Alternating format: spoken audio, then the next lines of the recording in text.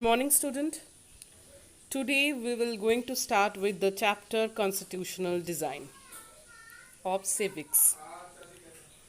In the previous chapter we have read about the democracy, what is democracy and why democracy, and we have learned that in a democracy the rulers are not free to do what they like. There are certain basic rules that the citizens and the government have to follow. All such rules together are called constitution. So constitution is nothing but a set of rules and regulation that binds us, and we have to abide by the constitution. As the supreme law of the country, constitution determines the rights of citizen, the powers of the government, and how the government should function.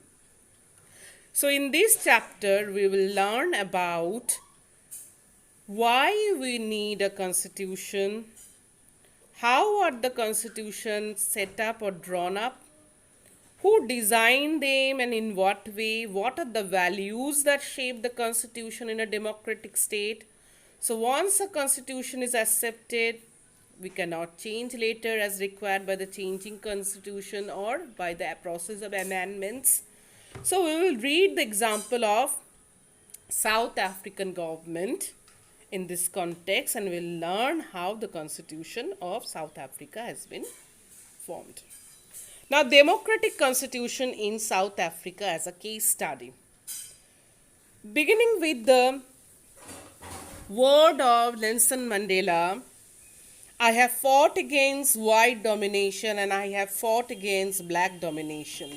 I have cherished the ideal of a democratic and free society in which all persons live together in harmony and with equal opportunities.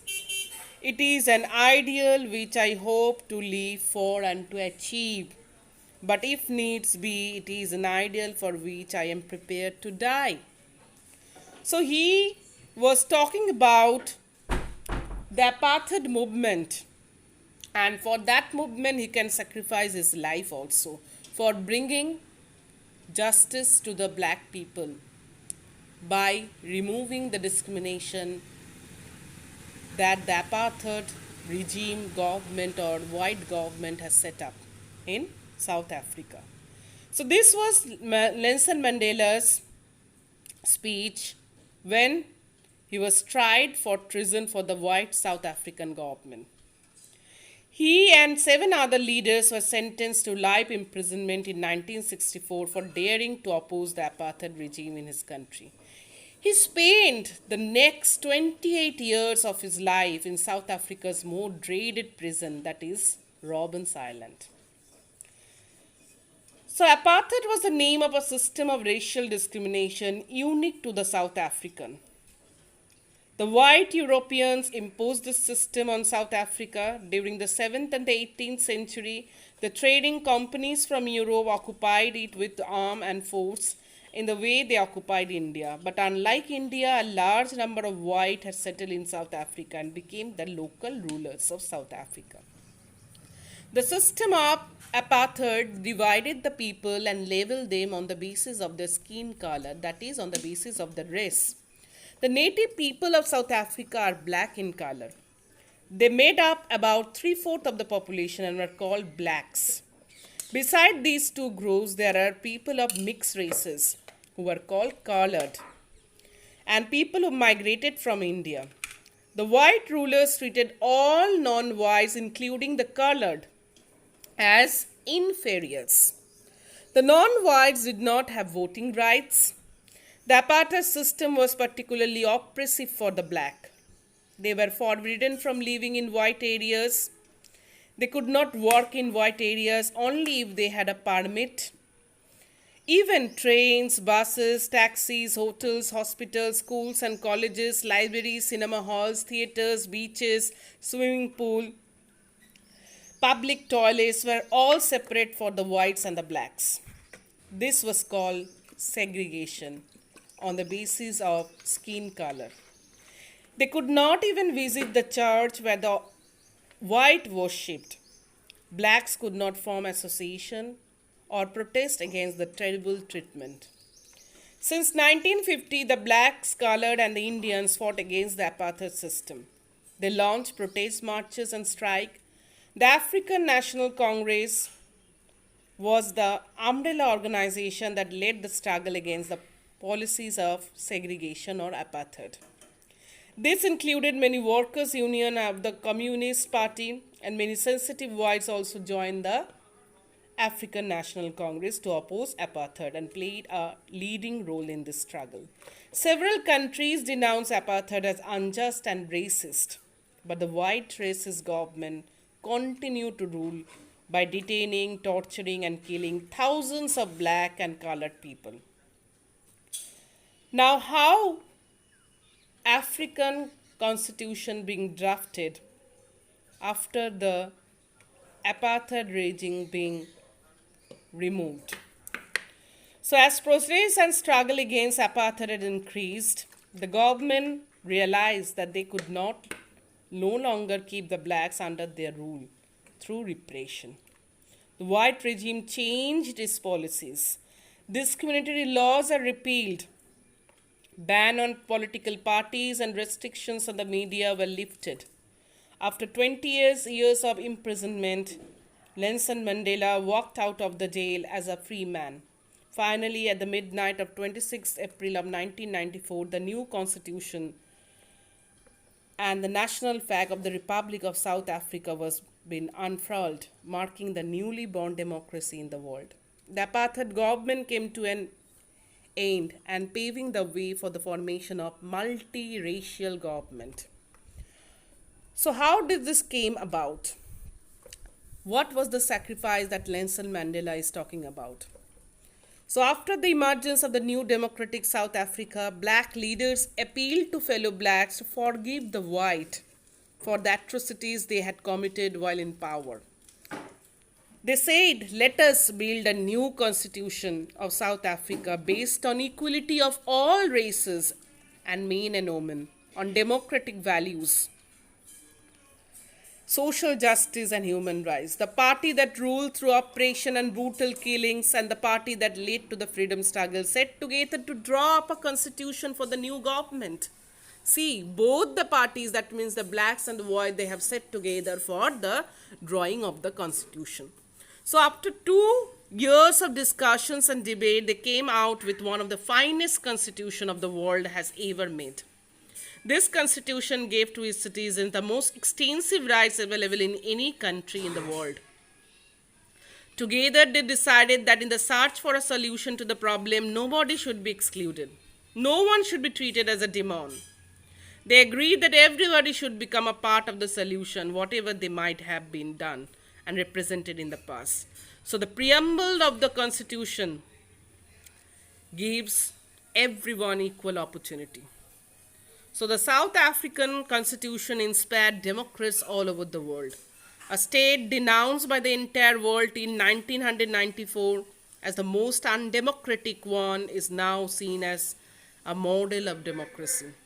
What made this change possible was the determination of the people of South Africa to work together, to transform bitter experiences into the binding glue of Renfrew nation, with blacks, white, and colored people. So the constitution came into being in Africa. Now, why we need the constitution? What is the need to have a constitution? The South African example is a good way to understand why we need a constitution and what do constitution do. What is the purpose of constitution? The oppressor and the oppressed in this new democracy were planning to live together as equals. It was not going to be easy for them to trust each other. They had their fears in their mind. They wanted to safeguard their interests. The black majority was keen to ensure that the democratic principle of majority rule was not compromised. They wanted substantial social and economic rights also. The white minority was keen to protect their privileges and property. After long negotiation and discussions, both the parties agreed to compromise from their side. The white agreed to the principle of majority rule and that of one person, one vote. They also agreed to accept some basic rights for the poor and workers. The blacks agreed that the majority rule could not be absolute. They agreed that the majority would not take away the property of the white minority. This compromise was not easy. What How was this compromise going to be implemented? That was to see. Even if they managed to trust each other, what was the guarantee that this trust will not be broken in future? So the only way to build and maintain trust in such a situation is to write down some basic rules of the game that everyone should abide by. Thus the constitution evolved. So these rules lay down how the rulers are to be chosen in future. These rules also determine what the elected governments are empowered to do and what they cannot do. Finally, these rules decide the rights of the citizen. These rules will work only if the winner cannot change them very easily. This is what the South African did. They agreed on some basic rules. They also agreed that these rules will be supreme, that no government will be able to ignore this. So this set of basic rule is called a constitution. So constitution making is not unique to South Africa. Every country has diverse groups of people. Their relationships may not be seen as bad as that between the whites and the blacks in South Africa. But all over the world, people have difference of opinion and interest. Whether democratic or not, most countries in the world need to have some basic rules. So these applies not just to government. Any association needs to have its constitution. Even in school, we need a constitution, a set of rules that govern the people and the teachers. So it could be a club in our area, a cooperative in the region. Okay, everywhere we need some basic rules or regulation through which the constitutions have to abide the laws of the constitution which we have to follow. Okay, so why we need the constitution we have read, and what is the importance of the constitution that we have read. So constitution making is not so easy. So in every club, in every association, in every cooperative, we need a constitution. Thus, the constitution of a country is a set of written rules that are accepted by all people living together in a country. So constitution is the supreme law that determines the relation among people living in a territory and also the relation between the people and the government. So constitution does many things. What are the things the constitution does? It generates a degree of trust and coordination that is necessary for different kind of people to live together. It specifies how the government will be constitution and who will have power to take which decision. It lays down limits on the powers of the government and tells us what the rights of the citizens are. It expresses the aspiration of the people about creating a good society. So all countries that have constitution are not necessarily democratic, but all countries that are democratic will have constitution, must. So after the War of Independence against Great Britain, the Americans have gave themselves a constitution. After the revolution, the French people approved a democratic constitution. Since then, it has become a practice in all democracies to have a written constitution. Like us, we have also a written constitution. So, in the next class, we'll read about how we have framed the written constitution in India. So, making of the Indian constitution will be